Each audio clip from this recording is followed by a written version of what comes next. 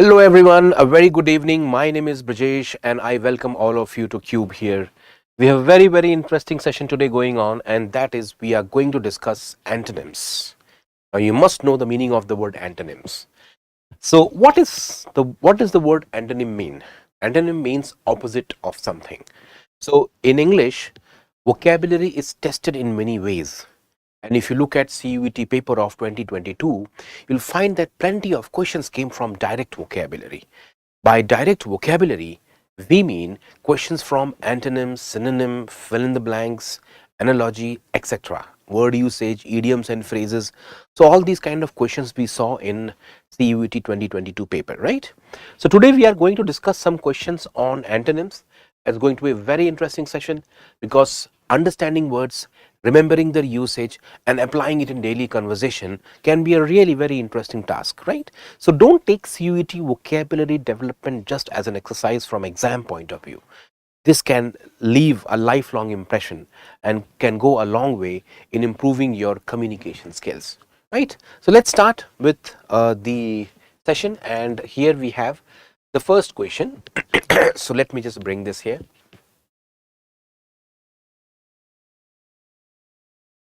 It says each question below consists of a word printed in capital letters. So this is the word that the question talks about. This is the word printed in capital letter. So every question has this word, and it is followed by 5-letter words or phrases. So these are 5 options: 1, 2, 3, 4, 5. Every question is having these 5 options. I mean, every question is followed by 5 options, right? So there is a difference between having the same options and followed by 5 options. So every question is followed by 5 options, and from these you have to choose the one that is opposite in meaning, not similar but opposite. So this is the question asks, and we have to go ahead and take every question, understand the meaning of the word, and then from the given 5 choices, pick the one that is opposite in meaning. Now look at the word fallacy. In fact, the word fallacy reminds me of the word flaw, correct? So you can always associate words very closely. Fallacy you may not know, but a logical fallacy, a flawed argument, a fallacious argument. So the word flawed is close to fallacy. In fact, the word fallacious is also very close to the word fallacy. Fallacious means not logically convincing. So if something is not logically convincing, then what could be the opposite of it? Can I say it's a valid argument? So a fallacious argument is not a convincing argument. The opposite of that is a valid argument, and therefore for question number 1 the right answer is E. If you look at all the other words, just a moment, if you look at all the other words, you will find that most of them are quite clear to us. You know what is personal philosophy, you know what is imaginative idea, you know what is unconfirmed theory, you know what is tentative. Now you must understand the meaning of the word tentative. What does the word tentative mean? Tentative means unconfirmed, uncertain. So for example, lots of things are temporary. For example, if your school has exam timetable and they are about to announce the timetable, they may say that this timetable is tentative. Tentative basically means not yet certain, not yet fixed, it is yet to become certain. So tentative opinion means they are only for a short while, for the time being, may not be permanent as yet. So the opposite of the word fallacy is valid argument. Let's go and take the second question. The second question has the word divulge. So if you all look at this word here, we have the word divulge. What does the word divulge mean? What does the word divulge mean? To divulge basically means to share something or to reveal something which you are not expected to reveal. Understand this difference. For example, you know certain secrets about your friend which he expects you to not share with someone else, but you go and share it. That means you have divulged something. In fact, lots of people who work in government organizations are expected to not reveal certain data to the public. So for example, if you are working in the armed forces and you know a lot about the future plans of the government of India with respect to, buying weapons and all, and you go out publicly and you basically share all that information with someone else or with the public as such, that means you have divulged. So to divulge basically means to reveal a secret, something which you're not expected to reveal. So what is the opposite of that? Simple, keep secret. So divulge is to reveal secret. The opposite of that is to maintain secrecy or to keep secrets, right? Let's go and take the next question. Again the same instruction, and where we have here the word boycott. You all know the meaning of the word boycott. What is boycott? It's quite common, people say boycott कर देंगे, boycott करना है, इसका boycott हो जाना चाहिए. History में ही पढ़ा होगा आपने, during the Indian nationalist movement, the Indian leaders, they urged the Indian masses to boycott British made goods. So when you boycott something, you basically kick something out, or you don't bring that thing in your daily life. So you boycott means you tend to keep something out of the social circle. So if something is boycotted, it is kept out. So the opposite of that would be to keep inside. Boycott means to keep something outside, and the opposite of that becomes to keep something inside, right? So which word means inside? Now you have to understand every word and try to see. Now there's a word patron. We have to understand the word patron. Who is a patron? We often have heard this term in history books, that so and so person was patron of arts, that so and so Mughal emperor was patron of arts. So when you are a patron, that means you are a father figure. In the good old days, artists did not have any source of income, so they always depended on royalty, on the kings to support them. So if the emperor was patron of art, that means the artists found some sort of support from the emperor. So to be a patron means to be a supporter, to be a father figure, to help someone, to financially assist someone. So when you are a patron, you are like a father, and so when you patronize, you basically support. So if I have to give the correct meaning to this word, then I would say the word support means to patronize, to support someone.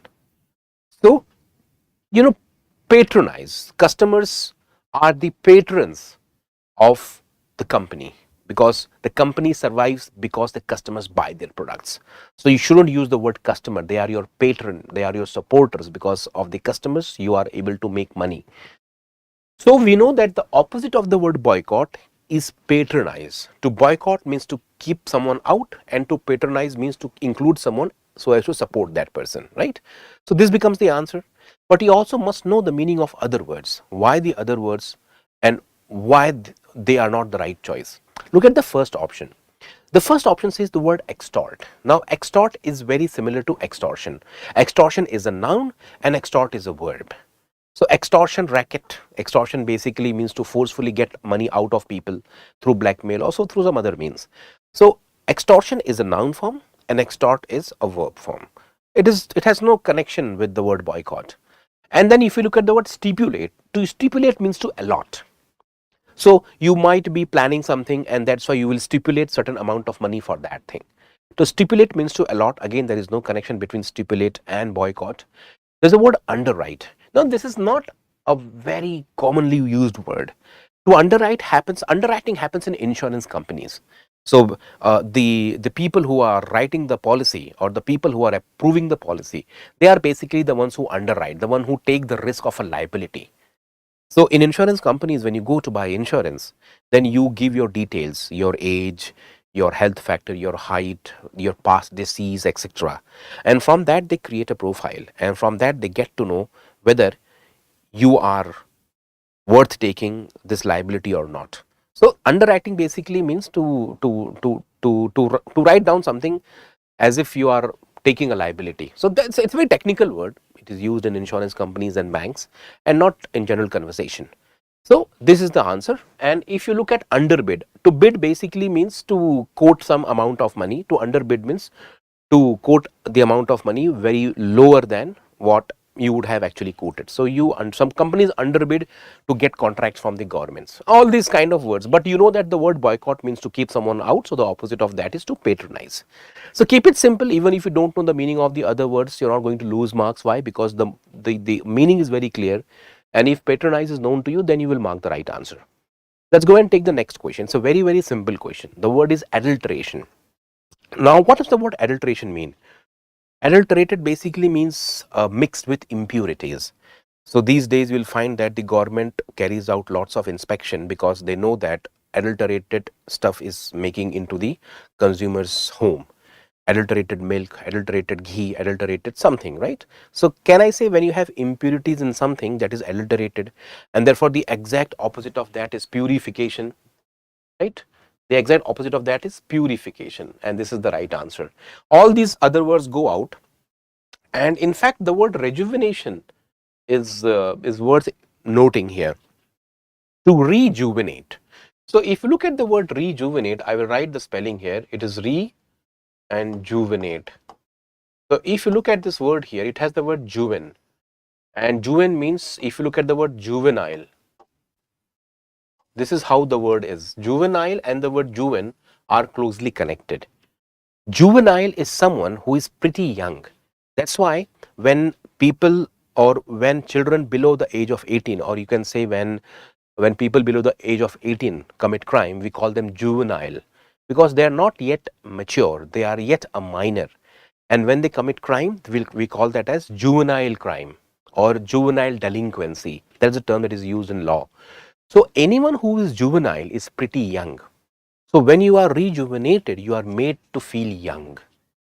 So you are tired after the long day's work, you take a break, you watch a movie, you take a bath, you listen to some good music, and you are rejuvenated. Or you go to a gym and you are rejuvenated. So what is rejuvenate? To make someone feel young again. That is the meaning of the word rejuvenate. Correct? So this is how we have this term, rejuvenate.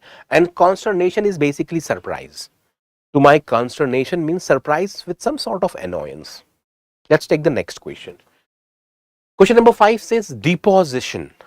So you are depositing, correct? Because if you look at this word here, it has the word deposit in it. Deposit. Deposit is deposition, and therefore the exact opposite of that would be erosion. So in geography, you must have done this, correct? When you are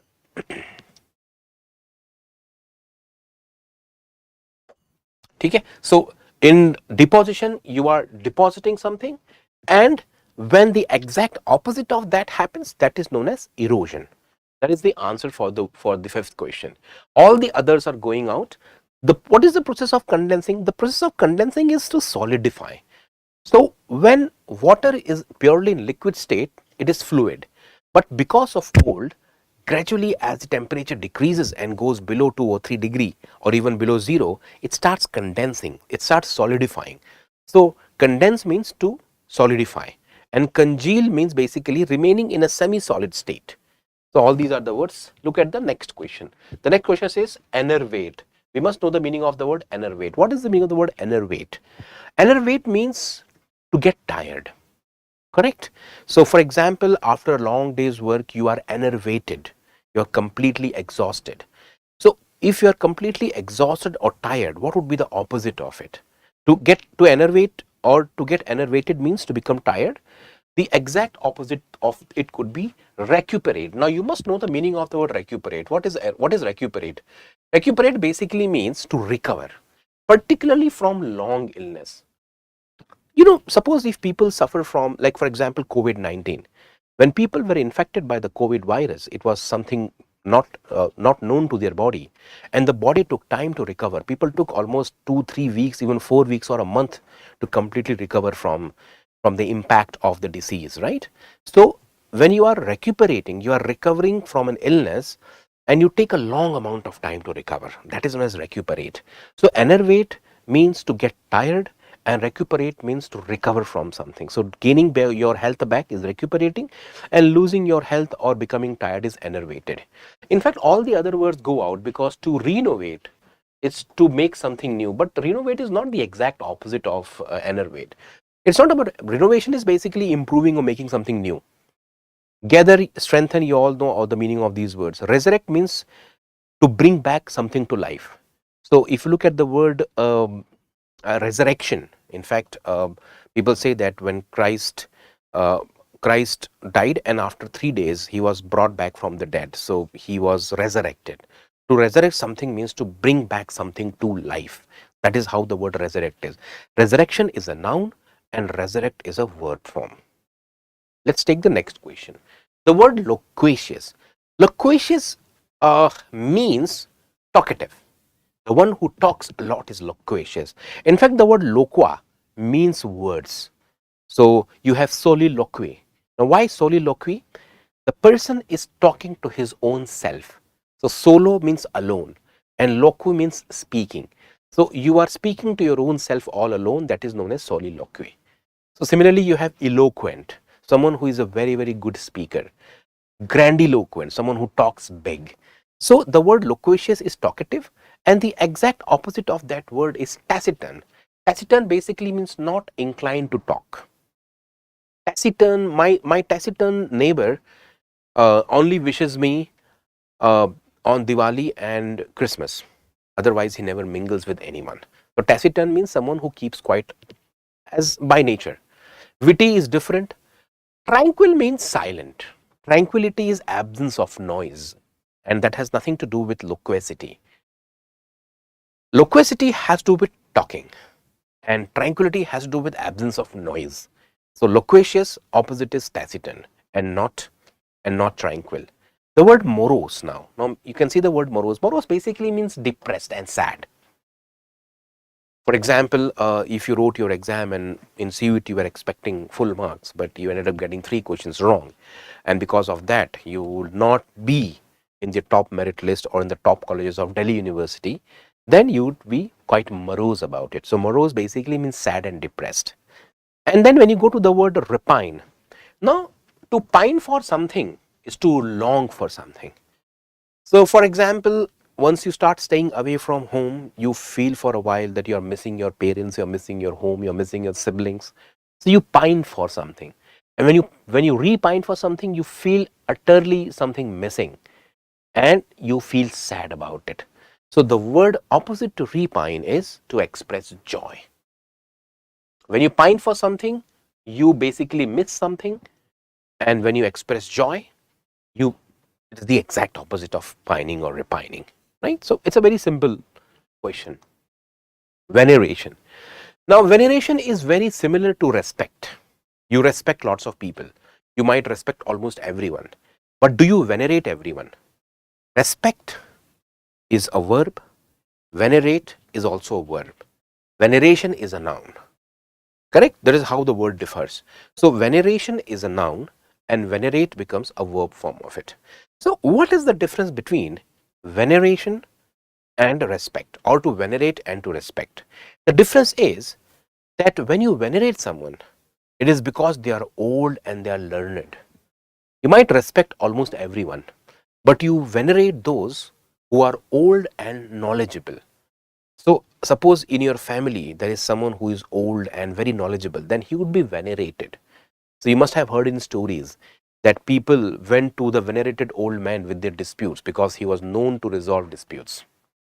Right? So if veneration is basically respect because of age and knowledge, then what is the exact opposite of it? The exact opposite of it is derision. To deride basically means to make fun. To make fun by mocking someone. So for example, many people, they have the habit of mocking someone just because they love mocking, making fun of. So veneration is respect because of age. Derision is basically mockery, and that is how they are opposite of each other. Someone might feel, what about defiance? To defy means to challenge, not necessarily make fun of something. So for example, in the classroom, when the teacher is teaching in the school, you just walk out without taking his or her permission. Or if the teacher says that you come back, but you don't listen to the teacher or you don't follow the teacher's instruction, you simply go against the teacher, then you are walking in defiance. Right? So defiance basically means to disrespect authority or command. But that is not the same as veneration. Right? So veneration, the exact opposite is derision. And the word inveterate. Now we must understand the word inveterate. In fact, if you look at this word here, it has the word veteran. So if I write this word veteran here, and if I write the word inveterate, you will realize that there is some similarity between the two. Veteran, veter. So these are the two similarities. If you look at the underlying part of the two words, there is veteran and this is veterate, right? So veteran and veterate. Veteran is someone who is quite senior. Veteran. So in the army, when people have served the army for a long time in many battles, in many skirmishes, you call them as veterans. So who is inveterate? Inveterate is basically who has become used to because of habit, particularly bad habit. So for example, the habit of gambling. If you develop the habit of gambling since a long time and it's totally ingrained in you, then you would be called as an inveterate gambler. So what is the exact opposite of that? The exact opposite is casual. So inveterate drunkard means what? He has the habit of drinking daily. Early morning, late evening, you'll find him drinking. He is an inveterate drunkard. What is the opposite of that? A casual drunkard. So it's a very simple to understand thing. So connect inveterate with veteran, and veteran is basically experienced, but inveterate basically means used to certain habit and difficult to get rid of that habit. Something like this, right? The next question, to undermine. Now, this is a very common word. What do you do when you undermine something? You basically bring down the importance of something. So, let's say lots of people try to undermine authority, or let's say they try to undermine someone's argument. So, you have a point to make in a debate, and I go against that point. So, what I am doing in effect, I am undermining your point of view. So, if undermine is basically weakening something, then the exact opposite of it has to be strengthen. Now, out of these 5 words, which word means strengthen? The word that means strengthen is the right answer. Overhauling is not strengthening. Overhauling is basically changing something fundamentally. Submerge is to put something in water. Supersede means to overcome someone. Intersperse means distribute in between. In fact, the word that is the right answer is undergird. So undergird basically means to fasten. So I will put the word here. To undergird means to fasten. To fasten tightly so that you don't miss something. So undermining is to weaken something. Undergird is to fasten something, to strengthen something. It's the only word which is somewhat opposite to the word given in the question. Rest all are not connected at all. So it may not be the exact opposite, but it is somewhat opposite to or nearly opposite to the given word, and therefore the right answer is undergird. Undergird means to fasten so that you don't, you fasten your seat belts. So you to undergird means to fasten something so that you strengthen something, right? That is how it is. Pertaining to. So to pertain means to be concerned with. I want to talk to you regarding something, or pertaining to this thing, the teacher gave us extra class. So pertaining to means concerned with, relevant to. So what is the opposite? Irrelevant to. So pertaining to something means relevant to something, the opposite irrelevant, right? Now you must understand the word which are there in the other options. Apathetic. What is apathetic? Apathetic basically means not to be concerned with. Apathy. Look at the word apathy. Apathy basically means total lack of emotion. For example, lots of people in India, they don't care about what is going on in the government. They are so rich, they are so wealthy that their life goes on very smoothly. So they are apathetic to what the government is doing and what it is not doing. Illegitimate, not having legal validity. If something is not legally valid, it is illegitimate. So for example, in cricket, if you cross the front foot beyond the line, then it's an illegitimate delivery. You get a no ball. Incongruous means not matching. So all these words, they go out, and the right answer is option E, to be irrelevant.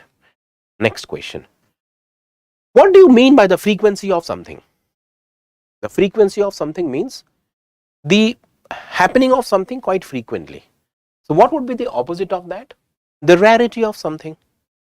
So frequency is frequently, the rarity is not so frequently, and therefore the answer becomes rarity.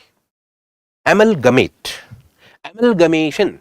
So what the government does, you must have seen something happening these days in the PSU banks, the public sector unit banks.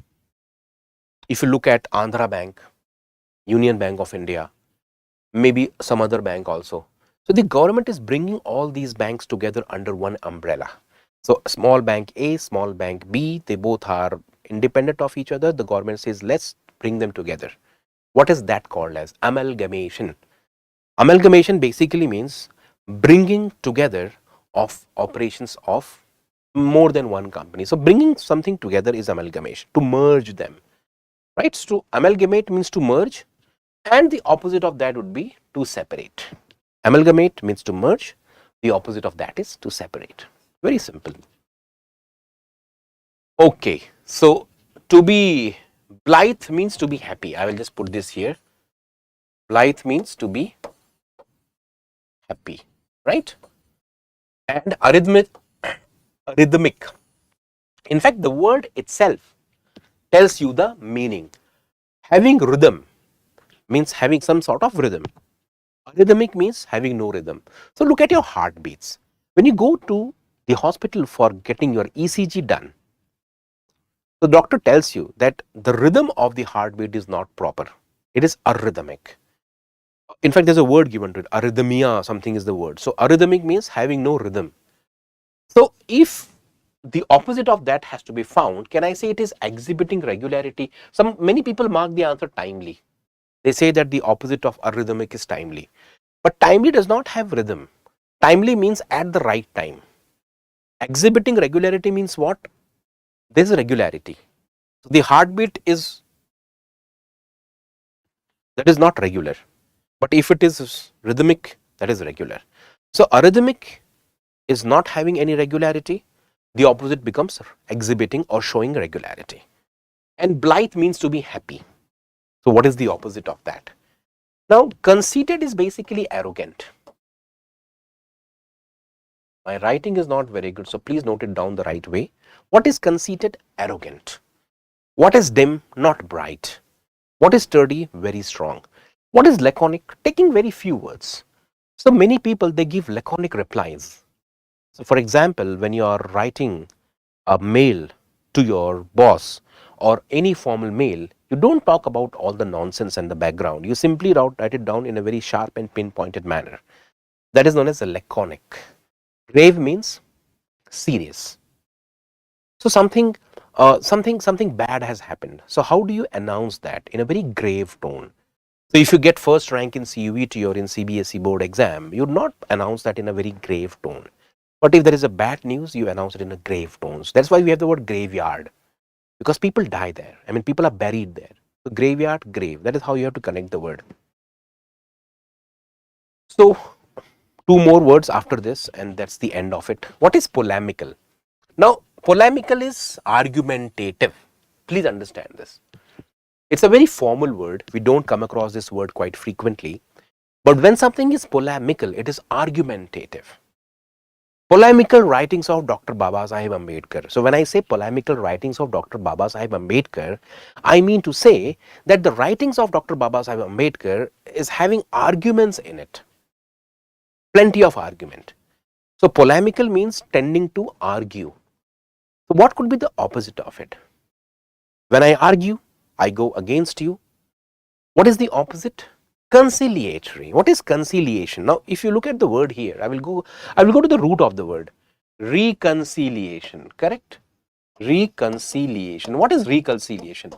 और reconcile होता है ना, जैसे for example दो दोस्त हैं, अच्छे दोस्त थे, झगड़ा वगड़ा हो गया बीच में, बात करना बंद कर दिया, फिर क्या हुआ, एक ने इनिशिएटिव लिया, बोला चल यार लेट्स रिकंसाइल, तो झगड़ा तो हो गया था ना, now you are coming back again, you are patching up, can I say it is reconciliation? So conciliatory का मतलब क्या होगा कि फिर से पैचअप करना. So polemical is argumentative, conciliatory is patching up. Polemical is argumentative, conciliatory is patching up, coming together, you know. So let's forget our differences. So in polemical you have differences, that's why you argue. In conciliatory, you don't have differences. You try to basically come together. It's a patch up kind of a thing. And that's why this is the right answer. Right? To precipitate. Now, if you look at the word precipitate, what does it mean? Determined, dissident, desperate, divided. Correct? Precipitate means to come down. Precipitation means, it also means to rain. Precipitate means to rain, to come down, to condense. In fact, it also means to move ahead thoughtlessly. What is moving ahead thoughtlessly? Bina soche samjhe. Precipitative action. A precipitative action is an action which is done without thought. So, what is the opposite of that? Deliberate. What is deliberate? Thoughtful. So, precipitate is without thought, deliberate is thoughtful. Okay, this is the answer. Deliberate. Let me deliberate on this. So, एक deliberate होता है जानबूझ के. That's a different meaning of it. One is deliberate. Deliberate basically means, so suppose if I give you a very good offer in business, you feel that the offer is too good to be true. So, you would take some time. You would talk about it with your parents, with your wife, with your friends, and you will deliberate on that. So, to think about something. To precipitate basically means to directly go and do something without thinking much. That is how they are opposite of each other. So, these are new. See, every word has many meanings to it. It's not that every word has only one meaning. So, multiple usage is something that you must understand to be able to mark these kind of questions correctly. The last two questions, deference. What is deference? Deference is respect. For example, when you go to the courtroom, when you walk into the courtroom, or when you walk into the temple, you show some sort of deference, right? To the deity, or to the priest, or to the people who are there. You don't go into the temple or a religious place with a beer bottle in your hand and dancing and drinking. If you do that, you are showing contempt. What is contempt of court? You must have heard this term. Contempt of court basically means disrespect, contempt to us. So when you look at someone with contempt, it means that you look down on that person. You think that the person is inferior. So deference is giving respect. Contempt is not showing respect. So the opposite of deference is contempt. Deference, show respect. Contempt, to not show respect. And the word aversion is dislike. Instinctive dislike for something is aversion. What is untoward? लिखते हैं ना हम लोग untoward, कुछ untoward ना हो जाए. Untoward means basically unfortunate, undesirable.